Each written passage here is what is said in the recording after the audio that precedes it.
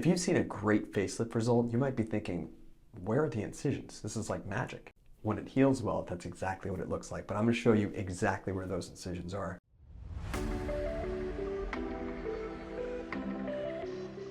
So where do I put those incisions and why do I put them there? Well, when we're talking about a face and neck lift, I'm always going to talk about a face and neck lift together in somebody who's really over the age of 40, because by that time gravity has set in and laxity is going to become a major issue. In my younger patients, really under the age of like 40 to 45 and younger, who just have neck fullness, we can get away with just doing a neck lift, and that's because it's really just creating space down here. Things haven't come down with gravity. From that age onward, now we're dealing with gravitational descent, and so I need to do both the face and neck, even if what you're noticing is the neck laxity.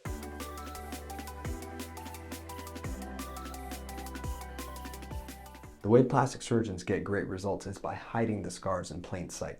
You put them between things. So when you put them between the ear and the face, your eye just doesn't see it. For the incisions that go in front of the hairline, I do it right in front of the hairline, where it's literally just blending in, and as the hairs start to grow out, that will blend the scar even further. Around the ears, like so, and then back along the hairline, like so. The reason I do this is that so when we do a lift and we create all those beautiful contours again, we're going to get a fair amount of extra skin because things have gotten pulled down over time. So really the goal is not to remove skin, but when we do a really powerful lift, you're gonna have some extra skin, and that's why I make those incisions there so that I can hide them afterwards. In the neck, I just need to be able to access those muscles and create space for these things. So a lot of people think it's just liposuction. It's not. What I'm doing is I'm contouring the area to create a certain shape. And so to do that, I need access. And basically I make a little incision under the chin that's gonna hide great. And through that incision is how I'm able to get that result. So when you put them all together, there are 3 incisions in a deep plane face and neck lift: around the ears, under the chin, and on the other side.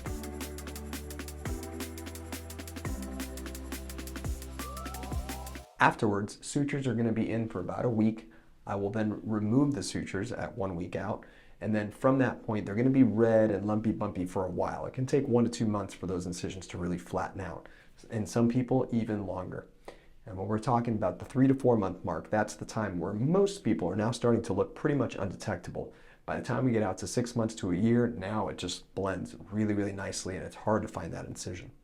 So in terms of planning expectation-wise after surgery, if you have a big red carpet event where there's going to be lots of photos and people around, I generally recommend giving yourself about 3 to 4 months before you want to be out and about in public, where it just really, no one will be able to tell that you had surgery. I'm Dr. Peter Vila, you're beautiful, and I will see you on the next video.